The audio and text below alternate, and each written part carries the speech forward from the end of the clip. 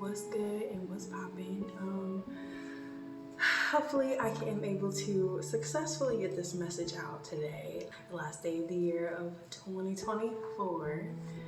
Turn up, we made it, guys. So I'm back for that. But yeah, I just wanted to share this message because it was just really good, and just want to get it out just as like a wrap up of the year, and as like kind of like a motivation to get 2025 going, because 2025 is going to be it, y'all. It's going to be the year. Declaring it, speaking it out right now, because it's going to be it. But so this comes from a Bible plan that I did on the Bible app with my friend Jade. So shout out to you, girl. So I'm going to be reading my notes that I took from this plan, with just adding in my own little thoughts and revelations that I've gotten from it. But the plan is called Doing or Being, and it's by Kelly Maloney Schermerhorn. So shout out to you. I'm about to say some of the things you said and then add in my own things as well. So God's been telling me to slow down this year. He stripped me down from just about everything to remind me that He is the one thing that should be the head of my life. And girl, I felt you. I felt you so bad with that. I can definitely say that God's been stripping me down for the last couple years. You know, because for me, starting out, as soon as I was 18, you know, my mom, she lost her home, and so we were all staying at my cousin's house.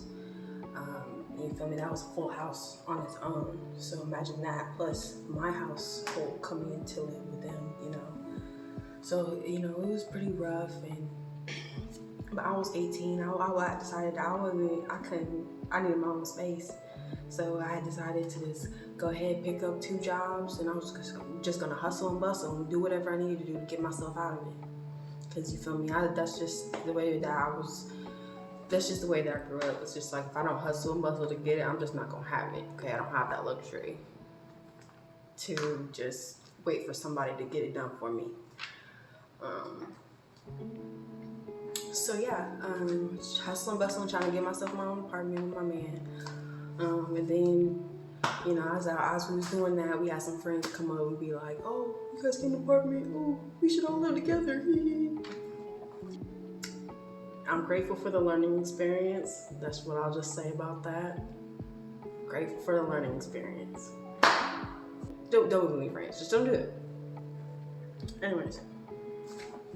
So, but because like I didn't get to grow up with like guidance and structure for real, like, you know, I really just was just doing what I could to just get out and be out on my own, but I didn't really know like how to be a human being out in the adult world. So it's like I was just trying to just find my own things to build up my foundation of, you know, the foundation of my life, basically. Because since I didn't have that guidance, I had to find it on my own. So upon doing that, I just started just trying to find things that I had. You know, I'm starting to just build.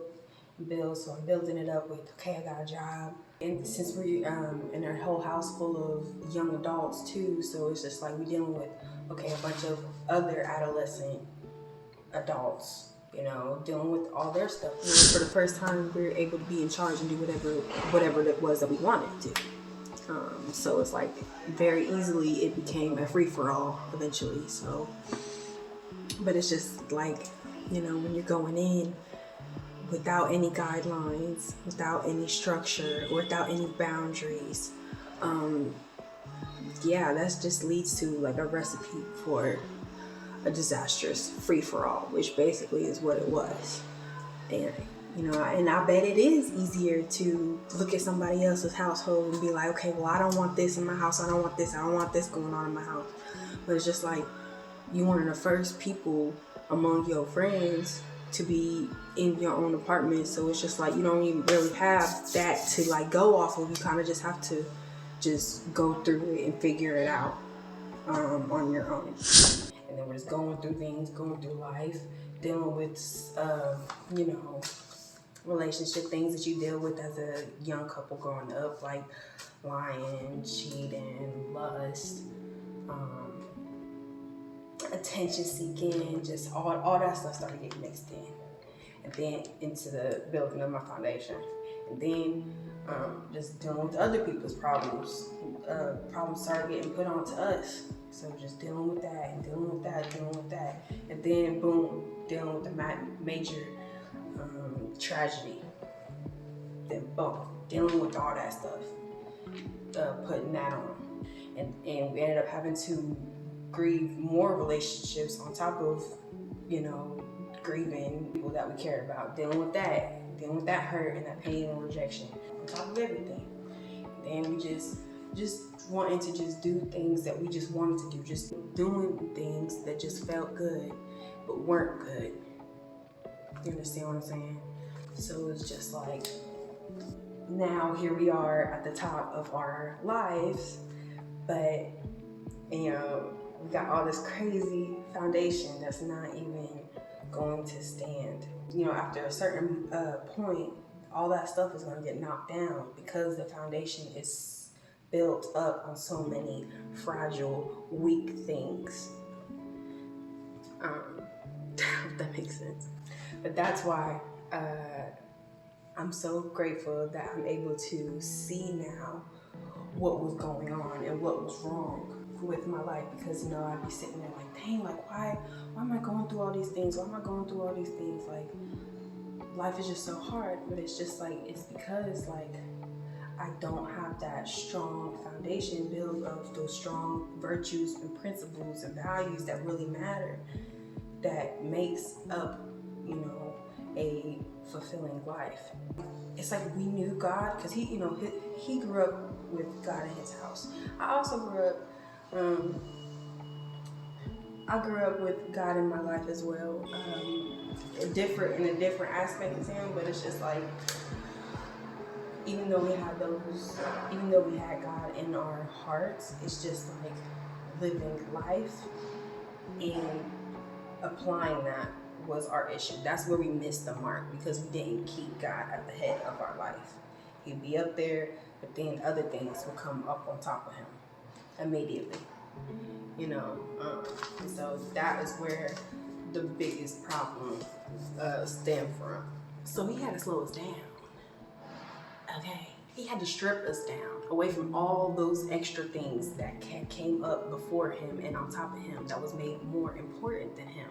He had to take all of that away so that we had the opportunity to realize that God is the one thing focusing on as the Lord of our lives, as the head of our lives. Pastor Kim from City Gate Church, she said this one thing one day that got me so good that it stayed with me. She said, show me what you're chasing and I'll show you what you love the most. Oh, what a word. Because that is so true. Show me what you're chasing and I'll show you what you love. And God had to show us that we needed a heart check done. Okay, we needed some diagnostics ran on our hearts before he could take us to the place where he's trying to take us. There was just some things that was not running right. And that's the truth. But back to where we was. So then right here she said, the absence of activity meant that I would have to discover who I really was. Not who I was trying to be, because I was out here ever since I moved out. And was living with other people, people that I didn't really was around like that for real, but definitely I had been trying to just be anybody that's not myself.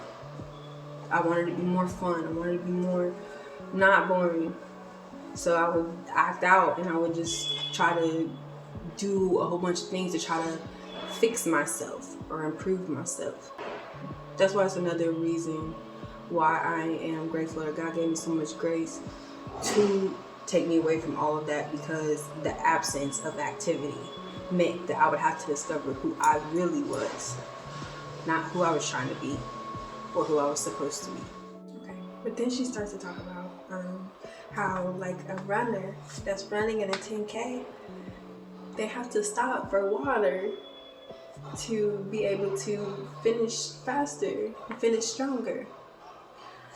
And that is just how it is in this life. Like sometimes we got to take a minute to take a breather, get replenished, so that we can move on and have that jump start to go on and push farther and faster than before. Like a runner that needs to stop for water in a 10K to finish faster, God is saying, stop. Refuel in me, my daughter. That was the message that God spoke to her. And I can definitely say that I can apply that to my life as well. That God's wanting me to stop for a second. He had to take away my foundation so that I could build it up from scratch with the right things, with the right values, with the right principles, with God at the base of it all. Because He is the base of it all. He is the creator of the universe, the creator of you and me, the heavens and the skies and the oceans and the oceans of water, because space is not real. It's really just water. That's something that you figure out when you really start looking at the Bible, but that's a topic for another time. There's always a time and a season for everything. So sometimes you can have high seasons and sometimes you can have low seasons. And it's okay. Like, it's okay if you're having a low season while somebody else is, that's around you is having a high season. That's okay. That doesn't mean that you're left behind. It doesn't mean that you are too far gone. It doesn't mean that you are a failure. It doesn't mean that you are less than. Those are just them type of lessons that you learn along the way as you're growing up. So it's okay to fail a bunch of times before getting it right. Because sometimes we'll just be in different seasons. Just like I had a friend who went through what I'm going through right now. She had went through her season of going through that, and she was open about it on here. And she shared her journey of her going through it, and then she shared her coming out of it. And so now that I'm going through what she had previously went through, I'm able now to look at her and be like, okay, like I know that I can look to her for encouragement and for motivation and determination, and comfort to know that it's okay that I'm going through this right now, because I'm gonna get through it. And I know that because I watched her do that same thing. So you never know, like, who you could touch, who you can motivate when you just share your story and share your testimony. And so I thank you for that, Kurt. I'm thankful that God has given me so much grace, because it allowed me to give myself grace to come up on here and be honest, and just to try to share what I've learned, just to be 100 and be honest. Because, like, definitely a while ago, I would not have been able to come up on here and say anything about what I'm going through. Okay, but at the same time, it's like, shoot, the one person that I didn't want to find out what I was going through, and somehow, some way, has already figured it out, and has already somehow, some way, took whatever opportunity that they could to spit on me, laugh on me about it. So it's just like, it's already happened. The one thing that I didn't want to happen. So it's like, what more do I have to fear now? You feel me? Now maybe I can, now that I'm over that little fear, I can send love and encouragement to somebody else that's going through a similar season. Even if it's not now, maybe it's later. Maybe you'll see this video way after the fact. But I'm just hoping and I'm just praying that this message gets sent out to somebody that does need it. Don't ever be scared of starting over. Because God knocked down that old foundation of mine, I'm able to now do my first works over. And now doing my first works over means that I'm now building on a new, stronger foundation. And because of that, from now on, everything that I build on top of it, it's going to last and it's going to prosper. and I'm gonna be able to live the kind of life that I want. Open my eyes that I may see wonderful things in your law. Psalms 119:18. And the next one is Ephesians 1:16-18. And that's, I have not stopped giving thanks for you, remembering you in my prayers. I keep asking about the God of our Lord Jesus Christ, the glorious Father, may give you the spirit of wisdom and revelation so that you may know him better. I pray that the eyes of your heart may be enlightened in order that you may know the hope to which he has called you, the riches of his glorious inheritance in his holy people. Now, just like that, because I do pray that the eyes of your heart may be enlightened in order that you may know the hope to which he has called you. Because that's what I'm hoping for me. I'm hoping that for you as well. Amen. God bless.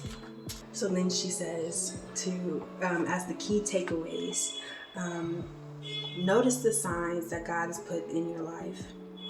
Slow down, even if it's uncool to the world. And then she asks, is your routine busyness a way to help you hide from something that you're not dealing with today? Because maybe it is, like we'd be so much, we're always on the go, trying to do this, trying to fix this, trying to do this, that. But sometimes, you need to take a second to assess the things that's going on in our hearts and our minds. Hopefully this encouraged somebody today. And going into this next year, this new year, we got a new chance to do things different. Remember, same actions equal same outcome. Different action get you that different outcome. If you want the right outcome, is you gotta get with this outcome up here.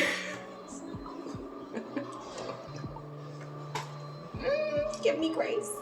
I'm figuring this out, okay?